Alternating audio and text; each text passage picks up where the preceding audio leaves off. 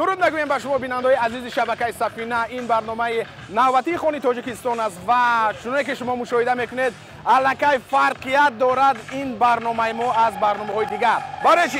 برای که امروز در برنامه نوبتی ما معلومات خواهیم داد درباره فستیوال خوراکواری و پوفک‌های هوایی که امروز در نوروزگاه برگزار می‌گردد.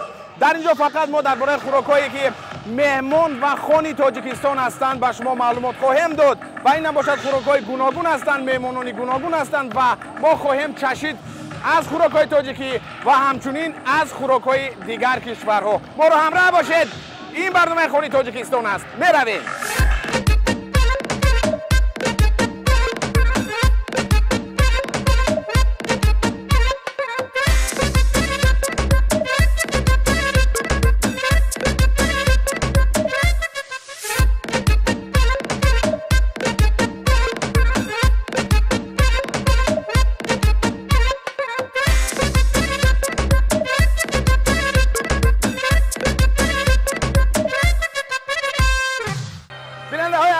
در برنامه خونی تاجیکستان ما گفتیم که امروز غیر عادی خواهد شد و امروز مهمان ما هستند یک نفر از افریقا، اینم باشد بریگیتا وایرن. First of all, welcome to Tajikistan. واقعا هم امروز فستیوال خیلی خوب و دیدنی است و من فکر میکنم که چون این فستیوال ها برای جوانان، برای مهمانان و مخصوصا برای دوشنبه برای شهروندان تاجیکستان، برای ساکنان پایتخت بسیار خوب است و امروز خوراک‌هایی که در اینجا ما دیدیم، چشیدیم بسیار بولذت هستند. به خصوص دقت ما رو جلب کردن خوراک‌های تاجیکی، زیرا طول چند مدتی که در اینجا من هستم بیشتر خوراک‌های تاجیکی رو میچشم، استعمال میکنم و باید گفت که بسیار بولذت است و من باوری کامل دارم که خب خوراک‌های ملی تاجیکی نفوذ جهانی پیدا کردن الکی و خب به مانند بعضی از خوراک‌های بسیار هم معمولی و مشهور افریقا میباشند و تشکر زیاد. من خیلی خوشحالم که در این فستیوال حضور دارم. Just an excitement and so pleasant. Thank you very much for joining us. Thank you. I hope that you will spend your time here very good. Thank you, Ms. Brigitta. Tasha Kurisiyut. Thank you very much. Thank you.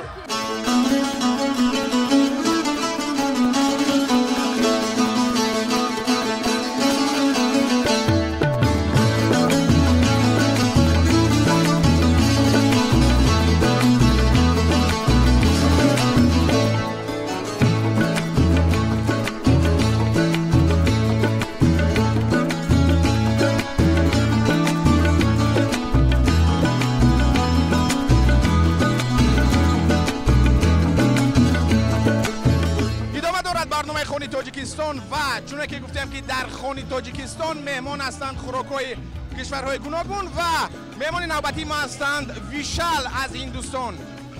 Thank you very much first of all for joining us, Mr. Vishal. Okay. من میخوام از این پرسان شوم که خب امروز چگونه خوراک‌ها رو پیشکش مهمان‌های دوشنبه شهر کرده است ویشال؟ من در نظر دارم خوراک‌های ملی را. So I would like to talk that what kind of Indian dishes here you bring it for guests of Tajikistan, special Dushanbe. So we have a restaurant in Dushanbe, center of the city. It's called Taj. It's been one year we are working. Yeah. Today we are having here chicken tikka. This is a national dish, and some chicken with rice called chicken biryani. We have samosas with vegetables. We have samosas with meat, and we have some stuffed kulchas. We want Dushanbe people, our dear friends, to try Indian food because it's not spicy as people think it's spicy. Usually Indian food is not spicy, you know. We can make according to the taste, mild, medium or hot, how you depends on your taste. Very good. خب بینندگان عزیز، جناب ویشال میگوید که امروز خوراک‌های خب هندویی رو ما در اینجا پیشکش کردیم و ما الکی طرفخانه خود رو در شهر دوشنبه داریم و خوراک‌هایی که امروز پیشکش کردیم خب تیز نیستن، زیرا ما می‌بینیم که خوراک‌های هندویی اکثریت بسیار تیز هستند. از همین لحاظ گفتن که موافق طعم و ذوق خب شهروندان تاجیکستان، شهروندان و مهمانان دوشنبه شهر کردیم. Okay, can we taste some of them? What do you think about this? Okay. اکنون یک از خوراک‌هایی که آماده کردن ما می‌چشیم و می‌خواهیم فهمید که چی نام دارد و چگونه لذت دارد. بینندگان عزیز، خب what kind of dish can you give me and I want to taste it? Try Indian samosas. Samosa. It's a vegetable samosa with vegetables. Okay. So I would like you to try it. The name of this is samosa, yes? Samosa. Okay. نامش بیننده‌های عزیز Also. ساموسا است و می‌بینیم که چگونه مزه و چگونه لذت دارد. لذت دارد و برای شما خواهم گفت که این چگونه خوراک است.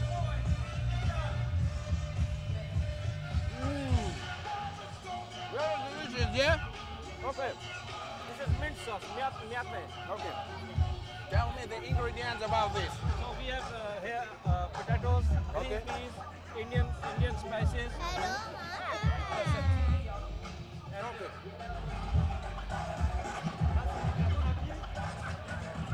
اکنون بیننده عزیز گفتم که لذت بسیار غیر عادی دارد گرچند که در اینجا گفتن که کمک تیز است ولی در حقیقت چنین نیست هست و خب ترکیب این دارد خب کبودی ها نخود و خب it has potato too yes Potatoes, green peas, Okay. cinnamon garnish. اوکی خب همچنین کارتوش نیز دارد یک لذت غیر عادی و خب نشان میدهد همون فرهنگ و خوراک‌های بسیار با لذت هندویی را. Thank you very much Mr. Vishal. You're welcome. Thank you for joining Welcome us. to Food Festival. Thank you very much.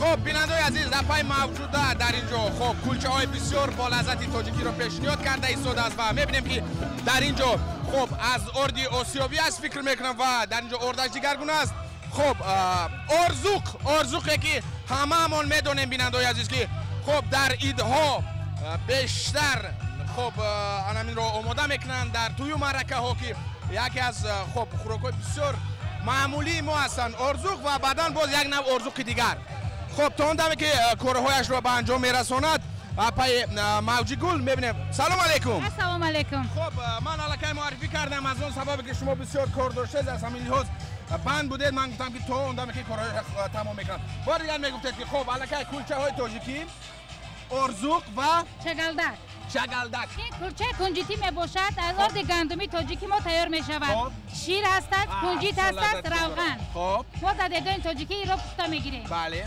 خیلی خوب. آردی سفید قطی خب. شیر روغن یعنی این کلچه معمول تر است نه از این معمول‌تر. دیدم ها. یعنی این با اردی آسیابی است این آردی آسیابی تاجیکی ما می با باشد کلچه و خب کنجیت روغن کنجیت خیلی خوب بسیار لذت خوب دارد و بیننده عزیز من دقت شما رو به ارزوق جلب میکنم خب اگر امکان باشد من یک خب آردوق از این تیار می شود آها شیر شکر خب آب ارد یعنی که عادتاً در ایدها ایدهای ما همه مهمونای تاجیکی ما رو ما در هر ایدی می آمدگی خودمون با همین چگلدک ارزوق کلچه سفید کلچه مرا گندمی تاجیکی ما همه مهمونا رو با بسیار میکنیم هر معرکه‌مون با خب مهمانان چگونه هستند چی فکر میکنم مهمونای فکرشون است من همین کلچه و همه تاجیکی خودم رو آوردم من الان تیار شده است خیلی خوب خب چگلدک رو میگذاریم بیننده عزیز چگلدک گفتیم و اکنون میبینیم که خب همون چگلدک که معمولی خب کم معلومات میدونید چگونه هست اینجا از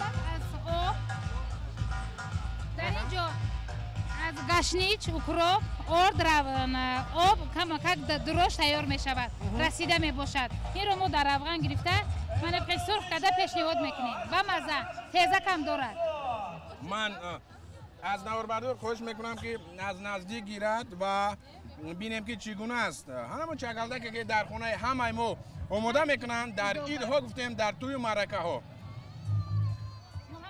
محصولات نانی اساسی تاجیک این هم باشد کلچه ها چند نوع و ارزو گفتیم و چگلدک تشکری زیاد و آش داریم خیلی خوب و در بلک باز آش است یعنی که اپای موجی گل امروز خوراک‌های اساسی تاجیکی ما بله معرفی کرده ایستاده است به مهمونان اینجا نه مهمونای برای خودمون میشه اینجا به غیر از آدمای خودمون بسیار مهمونای هر وای هستند بله هدفم چنین است که در سال رشد سیاحی و هنرهای مردمی خاصتا خوراک‌های ملی تاجیکی رو باید که معرفی کنیم همه ما خیلی خوب بیننده عزیز بعد از چند لحظه برمیگردیم و خواهیم چشید از آشی پهلوی اپای موجی گل بیننده‌های عزیز بار دیگر خودترسان می‌نمایم اون نفرانی که تازه به شبکه سفینه پیوستند. شما برنامه خونی تاجیکستان رو تماشا دارید و امروز ما قرار داریم در فستیوال خوروکخو، فستیوال خوروکخوری و پفک‌های هوایی و اکنون می‌چشم از آشی توجیکی نوای دهه اپای موجگل.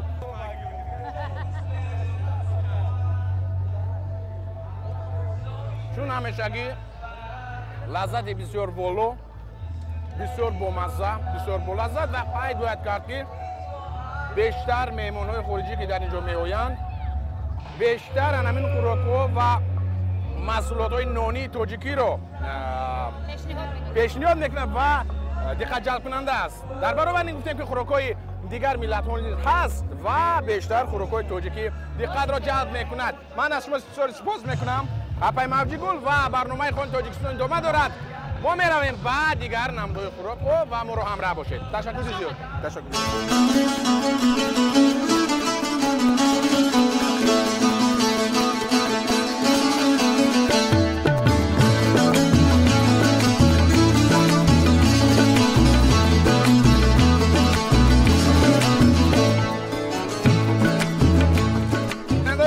نفرانی که تازه به شبکه سفینه پیوستند بار دیگر خودترسان می‌نماییم که ما برنامه نوبتی خونی تاجیکستان را از نوروزگاه پایتخت از جریان فستیوال خوراکخوری و پفک‌های هوایی پیشکش شما می‌گردانیم و چون گفتیم که درباره بیشتر خوراک‌ها ما معلومات خاصه خواهیم داد ببخشید و چنین نیز هست. الکی ما گفتیم که یکی از خوراک‌های بالذت هندویی رو پیشکش شما کردیم، انیق‌ترش من چشیدم و شما گفتم و میمانان رو نیز دیدیم که چگونه تاثیرات دارند.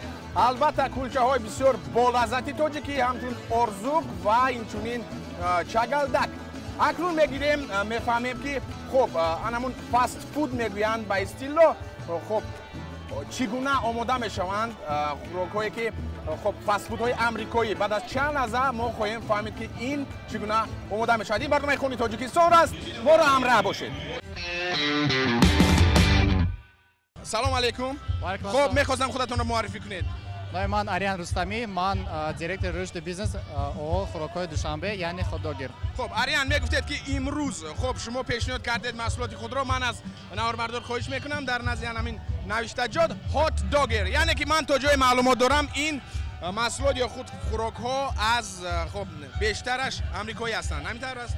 بله، همه محصولات ما یعنی از رسپت‌های یگانه تیار کرده شده هستند و ما همه محصولات خودمون را حرکت میکنیم که با ترتیب قانون‌های آمریکا یعنی همه رسپت‌هایی که در آمریکا تیار کرده میشن آنها را استفاده برده با خلق خودمون پیشنهاد نماییم. خب چی فرقیت دارد مثلا همین چیزایی که شما آماده میکنید از اون خوراکایی که خب بمانند همین در تاجیکستان آماده میکنند؟ شاید محصولات‌ها یا که طرز آماده کردن اساساً فرقیت اساسی در مزه‌اش میباشد، یعنی خوراکایی که در حدود کشورمون تیار میکنند مزه‌اش خیلی یگانه هست و ما حرکت میکنیم که مزه عموما خوراکای ما از دیگر خوراکایی که در ترکیب کشورمون تیار کرده میشد دیگر خیلی باشد، یعنی ما میخوایم که با لذت‌تر یعنی شوق‌آورتر باشد مزه‌اش و اینچنین ما حرکت میکنیم که صفات محصولات ما همیشه در سطح بلند باشد. خیلی خوب. خب بیننده‌های عزیز گفتیم که در اینجا نماینده هات داگر گفتیم و آریان در اینجا معلومات دادند و چگونه آماده میشد کمک برای شما بیننده‌های عزیز نشون خواهیم داد. میرویم.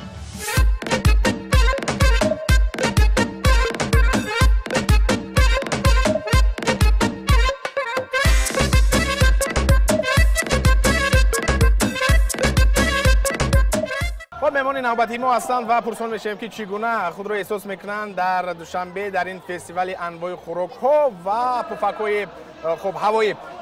Mr. thank you first of all for joining us and what do you think? Introduce yourself please. چند روزه که در اینجا حضور داریم با اهل عائله، با فرزندان، با همسر یک روز خیلی خوب، روزهای خیلی خوب و خوش و خاطرمان میگذرونیم و امروز آمدیم به این فستیوال و تا ببینیم که چگونه است و باید بگویم که خیلی خوشحال نیست شدیم زیرا در اینجا میبینیم که مهمانان زیاد آمدن، ساکنان تاجیکستان، ساکنان شهر دوشنبه و انواع گوناگون غذاها در اینجا هستند و بی‌شبهه این خیلی خوب و خیلی عالی و دیدنی است. من فکر میکنم که چنین فستیوال ها برگزاری چنین فستیوال ها بسیار خوب است برای مهمانان، برای ساکنان شهر دوشنبه و برای خارجیان و سیاحانی که از دیگر کشور برای دیدن تاجیکستان، برای دیدن دوشنبه میآیند. تشکر زیاد به شما، ما بسیار حلاوت بردیم، خصوصا خوراک‌های تاجیکی با ما بسیار پسند آمد. تشکر زیاد.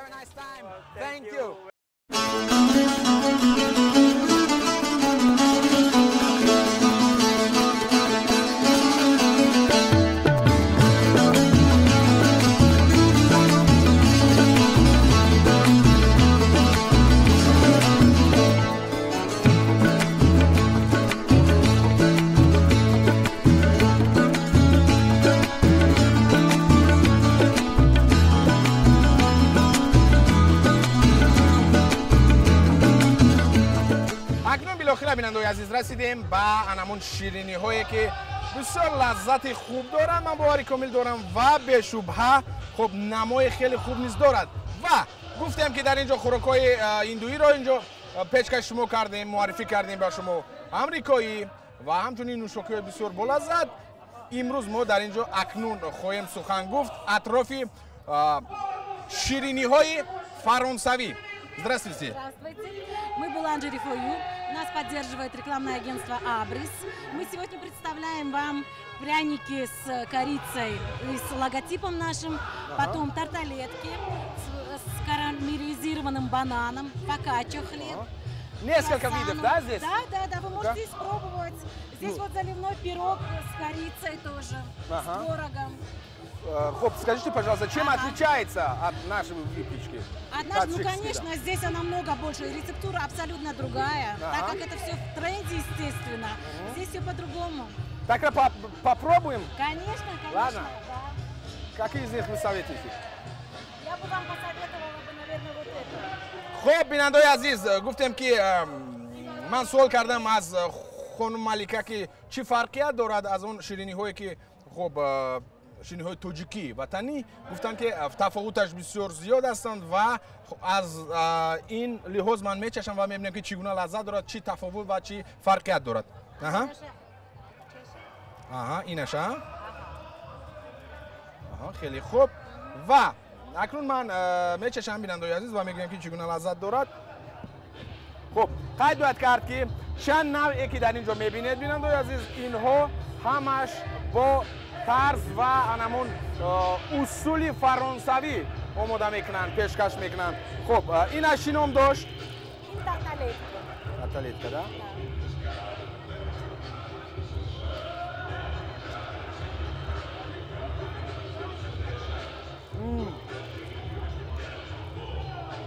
Какой-то необычный вкус, да? Да. Здесь карамелизированный банан. Конечно, он дает свои вкусовые граммы. Здесь хорошо. خب اکنون در اینجا گفتم که خب بانان رو به طور مخصوص شیرین میکنند و در اینجا استفاده میبرند. از همین لحاظ بیشتر لذت دارد. خب مزه بانان رو بیشتر در خود کسب کرده است. بسیار با لذت. من فکر میکنم شما بینندگان عزیز خب به شبهه میچشید و میبینید که چگونه لذت دارد. Еще раз спасибо вам большое. Я уверен, что гости будут покупать и радоваться. Спасибо большое. میرم بینندگان عزیز باز با دیگر نقطه این فستیوال گفتیم که فستیوال خوراکواری و پفک‌های هوایی است و بسیار بلذتند. من الکی چند از اینها رو چشیدم و با شما کفالت میدیم بینندگان عزیز که لذت خیلی خاص دارند و خوراک‌های تاجیکی باشد بسیار لذیذتر. ما رو همراه باشید.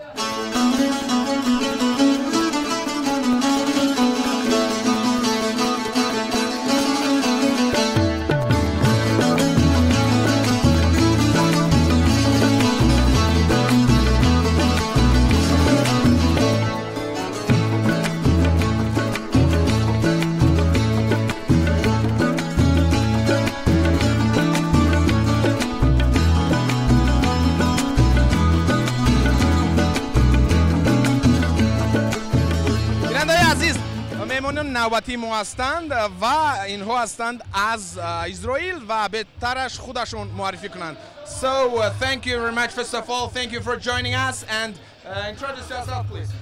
I am Nati. I'm from Israel. طول 2 هفته میشد که در تاجیکستان قرار داریم و قید باید کرد که بسیار طبیعت خوب و بیشتوسو دارد و خوراک‌های خیلی بولذت دارد. چون ما در اینجا عین حال تشریف آوردیم به این فستیوال انواع غذاها و پوفک‌های هوایی بسیار هم جالب است و بسیار زیبا آراسته شدند و قید باید کرد که خوراک‌های گوناگون در اینجا پیشکش مهمانان گردانده شده است و بشبه باید گفت که خوراک ملی تاجیکی برای ما پسند آمد. خوراک‌های بسیار بولذتند و طول 2 هفته در ولایت مختار کوهستانی بدخشان بودیم و همچنین در شهر دوشنبه ما بشبه کباب رو بسیار استعمال کردیم. بسیار بولذت است کباب تاجیکی و بشبه خوراک بسیار هم چشیدنی و خوردنی نم باشد آش پلو چورابینی بسیار هم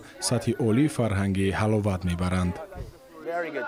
So one more time, thank you. Welcome to Tajikistan. Welcome to Dushanbe. Welcome to this festival. Thank you very much. Thank you.